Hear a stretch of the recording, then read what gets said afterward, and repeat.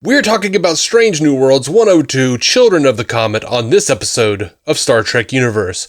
There will be a few words from our mystery sponsors, then we'll dive into this new Trek content. So, pretend you're a corn farmer, and keep your ears peeled.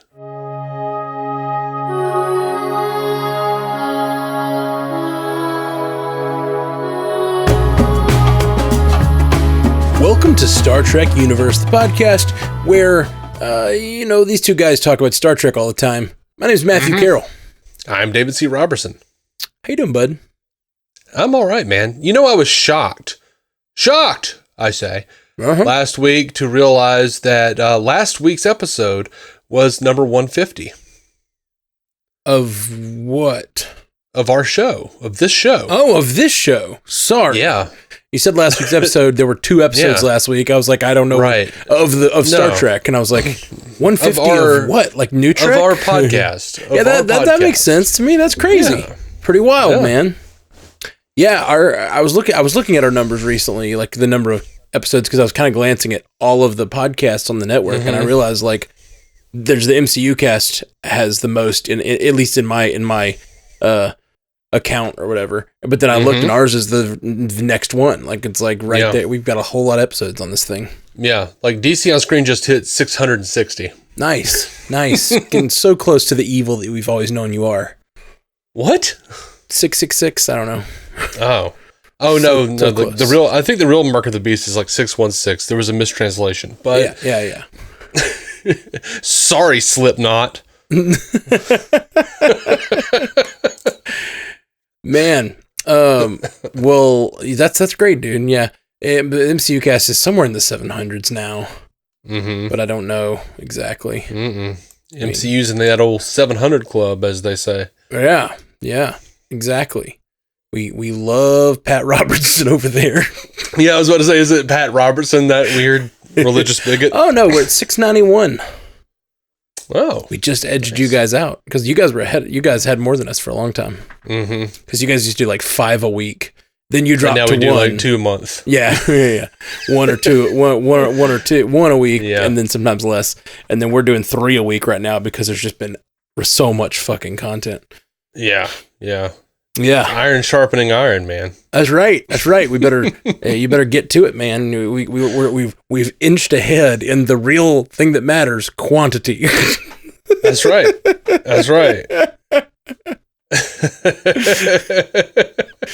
Oh man. All right. Well, let's talk about some Strange New Worlds. Sure. Should we? Would you like to go first with your thoughts, or would you like me to go first with my thoughts? I can go first. I thought that this week was a lot better. Oh yeah, good to me. That said, I was still bored most of the time. But I do really like them bringing in Uhura's humming into the plot, as it was a thing the character did a lot on TOS. Even though it was really obvious that they were setting it up to play into the plot from the very beginning. You know, when she's like humming, I'm like, oh, she's next up on the away team roster. Cool. She's gonna be like, what do I do? And then she's gonna hum, and they're gonna crack the case. And that's exactly what happened. That was not in my brain when that all happened. At least at that point. Obviously, when the the noise responded to music, I was like, oh, there we go. And then it was clear that music was going to be the thing, which I loved. I loved Uhura being good at music. It makes total sense. People that are really good with languages, a lot of languages are tonal. And so people that are good with languages are often good with music as well. So she used to hum and sing on the original series. So it was a nice little tie-in. That's rad. I dug it. I dug that a lot. If I'm not mistaken, I believe her tragic backstory about her parents and everything was from the books, but I can't remember which one, and I might just be making that up. But it was nice to actually get, after what is it, 60 years to actually get some kind of backstory on Uhura. Yes, she suddenly has a character now. Yeah, that's the crazy thing about New Trek. They are all about building characters, and so or at least attempting to, giving them things to do, giving them backstories, motivations. Unlike the old series was a lot more like you learned about their characters through their actions, which is also very valid. But it's interesting that in a couple of episodes you can get kind of more story from a character than you've had in 50 years or whatever. Yeah.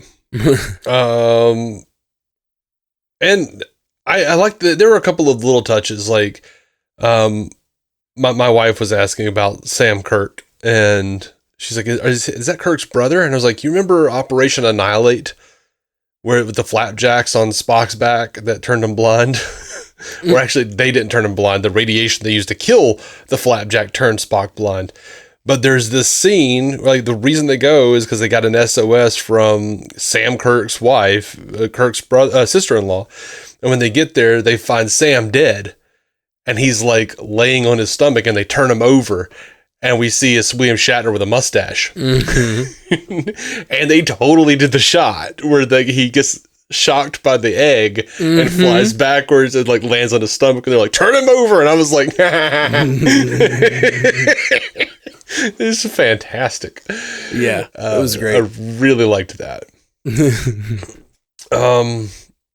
Yeah, hated the sometimes you have to laugh thing with Spock. It may have been something they would have done on TOS. Still didn't like it. But I thought it was a pretty strong episode in some regards. Like, I liked the whole, like, seeing your future thing. They thematically, they were showing, like, there was always, like, the predestination with the comet to give life to the planet, and not destroy it. There was the whole bit with even, like, forecasting Sam Kirk's fate by showing him, like, fall on his stomach and then having to turn him over. Like, that is forecasting the fate, and, like, tying in with Pike. Maybe the fate is what he makes it. Maybe it's not. Maybe he can fight what's coming. I enjoyed all that. I really did. There wasn't much that I just, like, really, it just kind of dragged to the middle a bit for me. Yeah, and him looking at those 5 cadets that he knows that he'll one day save, or 5 children at this point, and knows that one day they will be cadets that he saves, and him deciding that, like, he's not really trying to fight his future, because at this point it's not about whether he can or can't. It's that, like, he's not trying to, because he knows he will experience such a horrible thing, but he knows he will do it for purpose. And he's, like, making that purpose part of his life by looking up those 5 crewmen all the time. I think that's right, kind of beautiful. Well, the only part that I didn't like about that was that earlier on he named those 5, and he's like, I can go on, and then at the end he just named those 5. Like, he had more people in his head, more children that he saves in his head. I thought it was only those 5. No, he said 5, and then he said I could go on. He listed 5 people and said I could go on. Okay, I hear you. I think he might have meant something else. Like, he might have, I can go on, like, I can expound or something. I can't remember that line, but yeah. Because I think there were specifically 5, both in Discovery and this. Okay. I think. Not 100%. Yeah. But either way, it's just like a cool character thing to have him, like, just decide, no, I'm sticking to the plan because I'm a Starfleet captain and that's what I would do. Like, that's what I will do because that's what I will do, Love it. I mean, if it was like Kirk over here cheating death, Kirk would have been, like, calling up the station, making sure it was abandoned. No one will ever be stationed there. Yeah.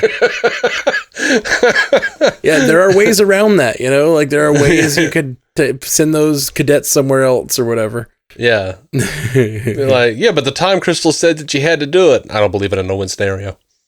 That actually would be amazing. Like, you talk about you wanting this to be an alternate timeline and all that stuff. Sure. That would actually be an amazing way to do it, is to end Strange New Worlds with him making the decision to not, like him finally choosing the third Kirk way kind of thing to, like, save like he finds that he's the last episode of Strange New Worlds, he's in that chamber, and instead of, like, taking the radiation or whatever, he just, like, rounds up the cadets, gets them away, beams them out, does whatever he has to do. Or maybe he's had a plan in place all along, like the crew comes in and saves him or something like that and saves everybody.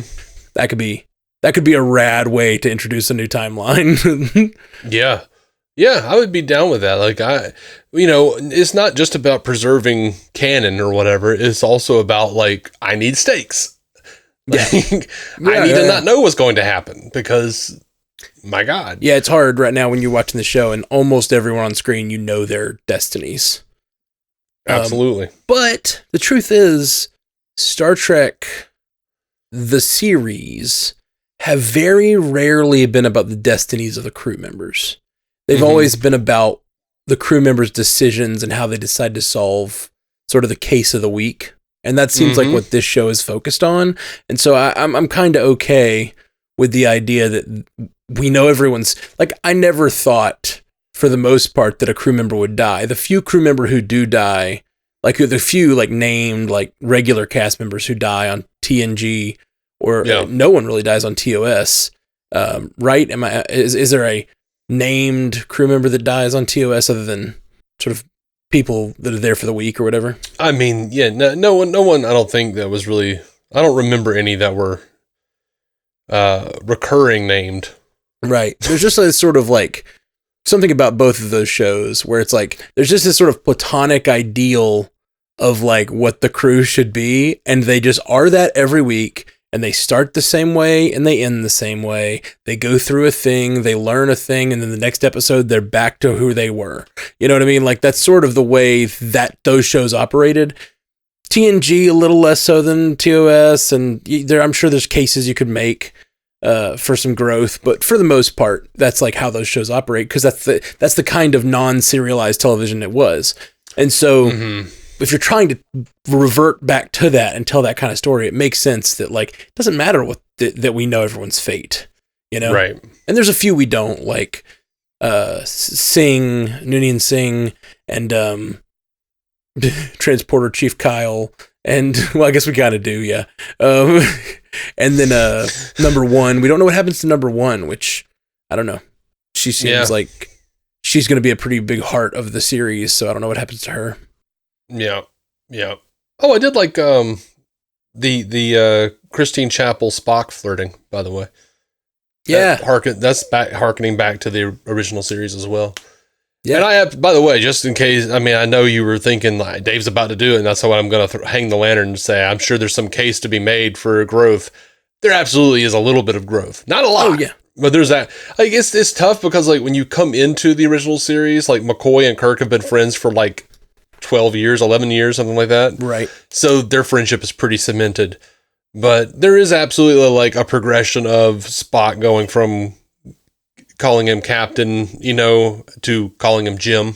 Sure. Like there is a slow progression of like becoming friends, that isn't like, they don't have like a big like CW sit down where they're like, call me Jim now. Weeping about, You've earned the right to call me Jim. Actually, I think it kind of was like there was in Amok Time when he thinks he killed Kirk. Oh, that's right. And then he gets back up there and he just smiles really big when he sees him and says, Jim! That's right, yeah. And it's like, oh, shit. Yeah. Somebody's happy. I love that moment. Well, getting back to this episode, I guess my thoughts are, I'm with you. I was not bored. I really liked the mystery of this thing. It's just real basic Star Trek stuff, man. And it was a good little mystery. And then it even really perpetuated that mystery with the idea that this thing knew that they were going to get involved somehow. So whoever placed this, asteroid on its path knew what it was going to do. That's a wild assertion that this episode's making. I love shit like that. Yeah. Whereas like clearly some people who are like privy to outside of space-time, stuff, but to others it's a total religious experience. And I always enjoy that. But it's still like it felt like it gave Pike just a little bit of his faith back. Right. Where it was just like, maybe he's considering what number one is saying to be right. Yeah. Well it's beautiful because it's like, they're looking at the shepherds and they're like, we fooled the shepherds. We got one over on them. And then Uhura does that analysis and they go, the asteroid somehow got one over on us. Like, what the hell? How did it know?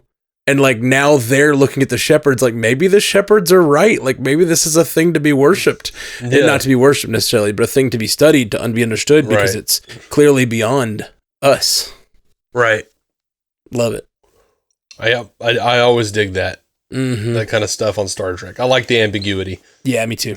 I love the ambiguity when it comes to deities, which is kind of, we talked about Picard last week, and that's one of the things that bothered me about this episode of Picard and how like theistic it was. Is it's just like it had two benevolent godlike creatures that are just like godlike and benevolent. Like that's all they did that episode, and I was just like, what's going on? That's not what Star Trek does. I mean, that's what Star Trek often does, and what a lot of people who don't like any kind of God stuff say that it doesn't, including Gene Roddenberry. Gene Roddenberry is like, we don't do that. I'm like, you did it like 20 times in the original series, Gene. What are you talking about, man? So, like a lot of people use that as like a big argument against DS9, which that's one of my favorite things about DS9. Mine too. So, yeah, I mean, I love that there's an N for Q, or maybe like a transference for Q, like some, evolution into the next phase. Or yeah, me too. I absolutely love it. The only thing that it's just strange how like just having your main character, especially Picard, sort of almost in a bowing position to a god as the god tells him he's proud of him, and it like being such a revelatory moment for Picard. It's like, that's such a strange thing for Star Trek to do, I feel like. Because Star Trek's all about questioning. And that's the thing is, like, I love DS9, but the big part of the point is, yes, Kira Nerys has faith, but no one else on that crew does. Like, everyone else is questioning the prophets constantly. Especially their emissary. But I really just enjoyed Uhura and, like, her personality, her background. I really liked her. There are a couple things I really wanted. This is what I really wanted from this. And they went a totally different way, and I'm not going to fault them. Their way was great.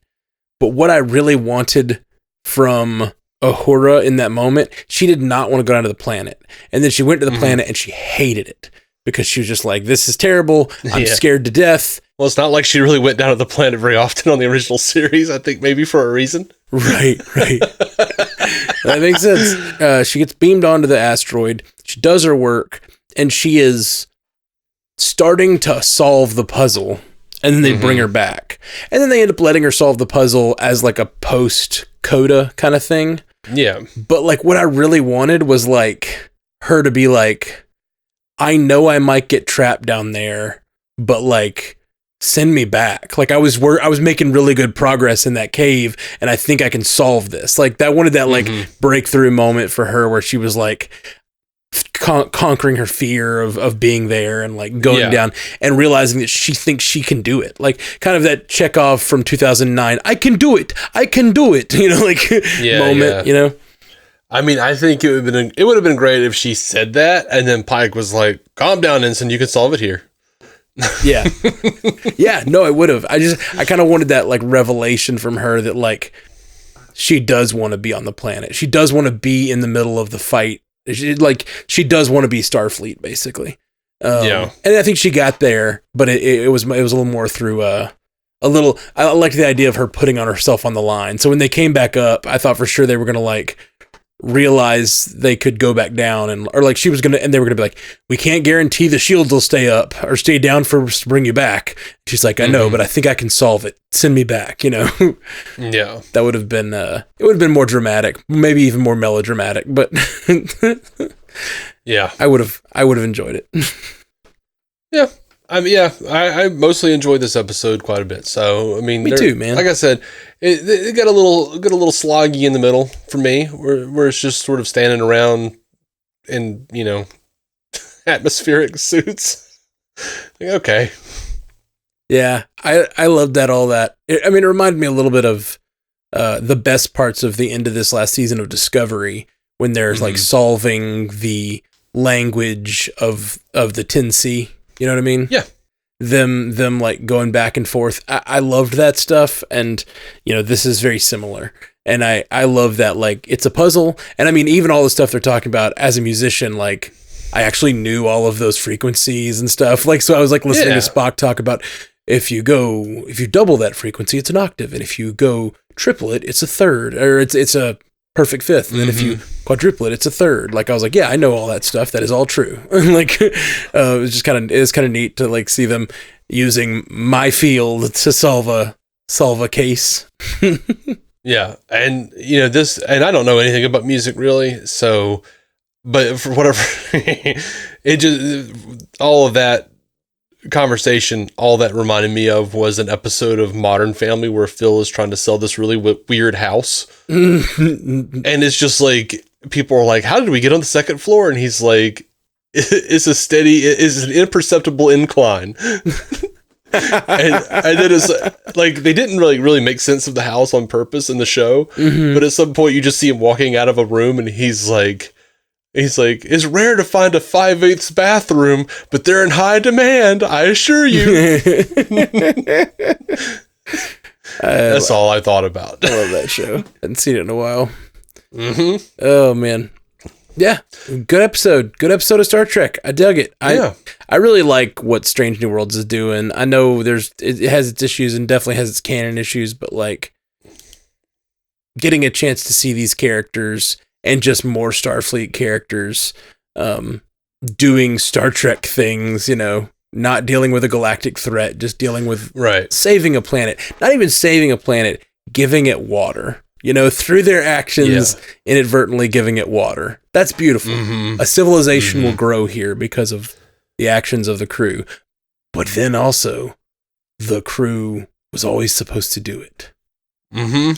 I thought this might be like a preservers thing at first when the... Oh God, I'm always hoping for a preservers thing. Yeah, when the asteroid was meant to hit the planet or whatever, I was like, maybe this is how they like seeded life across the galaxy. Right. Maybe these shepherds are guiding a new preserver asteroid or whatever.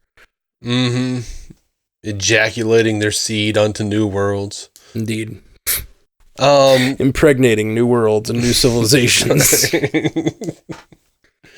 By the way, Persephone 5 is from a TNG episode, Too Short a Season.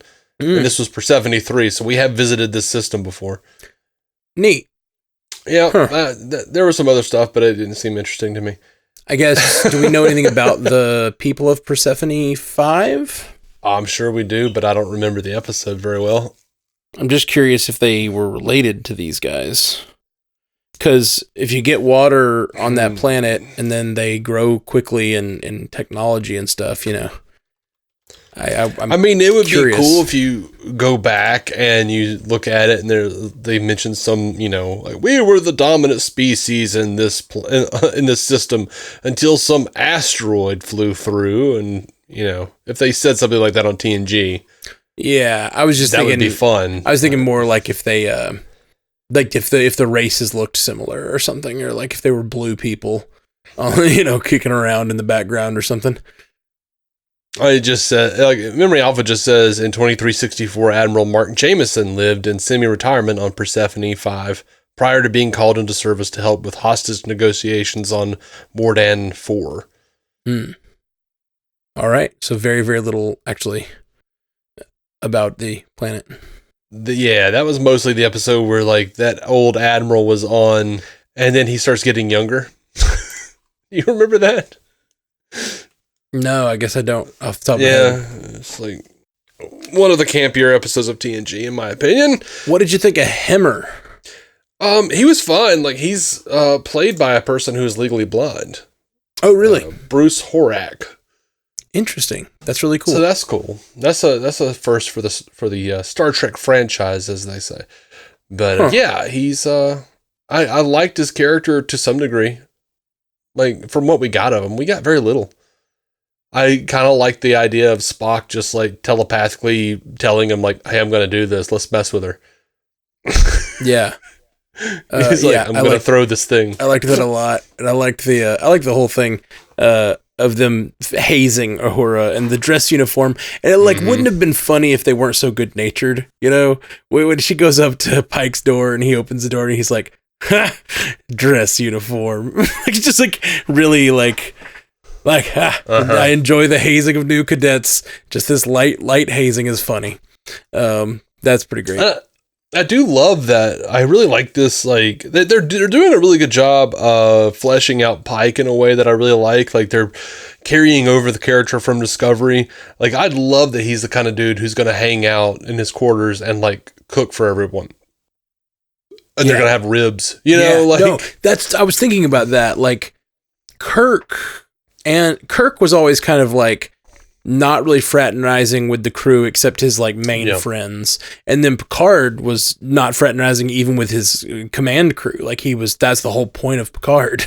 Literally until this last week when he finally came to terms with the boy that he was.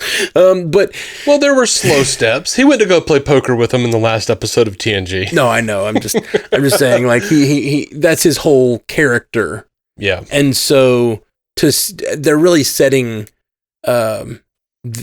Pike apart as like a good leader, like one who commands respect, but also is willing to have a life and be connected to the people around him, you know? Right. Which, I mean, I would argue that, you know, very much at the beginning of TOS, there is Kirk saying like, I'm supposed to be above everything. I can't show any kind of like attachment or weakness, etc. And then, you know, then you get to, and we do see more and more connection between his senior officers in the original series. But then when you get to Star Trek 3, he's having a drink with them in his apartment. And that's a lot of what this felt like as well, is like, let's hang out and have a drink. Let's have some food. And yeah. But even in this, he was like, he doesn't want just his command crew here. He wants normal people, as he said. He wants to know what's going on in the ship, you know? I really enjoyed. That was cool. And I think in some ways, I think that's just a way to get a young cadet Uhura, like, into the episode, you know, like get her into the action, as it were. But like, it works for me because it's really good character building for him as well. You know what I really thought they were going for the joke? And they didn't do it, but I really thought they were going here. They had the whole thing about, I've never understood the human inclination to laugh at others' misfortune. And then he says, like, sometimes things go so bad, you just have to laugh, Spock. And then immediately after that, Uhura tells her life story about her parents dying. I thought for sure they were going to like have Spock go, and then just all of them like, no, Spock, no. Like, that's a data thing. Totally. But it was just such a perfect setup for that joke, and then they didn't do it. It didn't occur to me that they would do that. And I'm glad they didn't. Because I would have been like, oh, that's not a Spock thing. That's a data thing. Spock has no interest in being part of the human race. I don't know. There's times where Spock tries sometimes to fit in. At times. Yeah, at times. Yeah, he vacillates.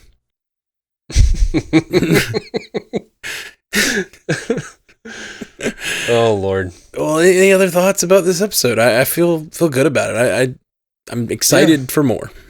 I'm assuming we're going to have an episode where we get to know Noonien Singh. I don't like her though right now. She's really annoying to me. I don't like how she's looking at Uhura. It's not from like I don't like this actress or I don't like the writing. No, I'm sure they're making me like feel this way. You know, they're making me like, because like Uhura's trying to figure things out. And she's like over there just like glaring at her with this like hate. And then she's like, are you going to figure it out? Are you going to get us all killed? Yeah. Like, shut up, you jerk. She can be a bit of a mean girl, it seems. Just a bit of a rude. She's not coddling anyone, and Cadet Uhura is still very new and probably needs a little coddling. Yeah, I mean, she's mean, but what else can you expect from a space seed? Indeed. Oh, man. Get it? I do. Get it, Matt? I do. She came out of Khan's pee-pee hole. Maybe.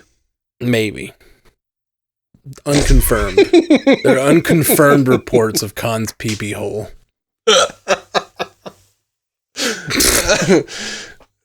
All right. Once the show has had pee-pee hole go out over the airwaves, I feel like it's got to end. I didn't know I'd be a 38-year-old man saying pee-pee hole in front of hundreds of people. And here we are. Yeah, but here we are. And I guess that's it. Yeah, I don't know where to go now. Yeah, you killed the podcast, Dave. You killed did it on purpose. The podcast. I did it on purpose. I was tired. It was time. All right. I know if I want to end the show, I got to talk about pee-pee holes. That'll do it almost every time. Peens and vagines. All right. Joel Untrue. Live long and pee-pee hole. I knew it. I knew exactly what you were going You to do. knew it. I mean, we've been doing this since we were 6. What do you want? Thank you for listening to the Star Trek Universe Podcast, a Stranded Panda production. If you'd like to hear more from David C. Robertson, check out the DC On Screen podcast or maladjusted.tv for his web videos. If you'd like to hear more from Matthew Carroll, check out the Marvel Cinematic Universe podcast or listen to his music. Just search for Matthew Carroll anywhere you get music.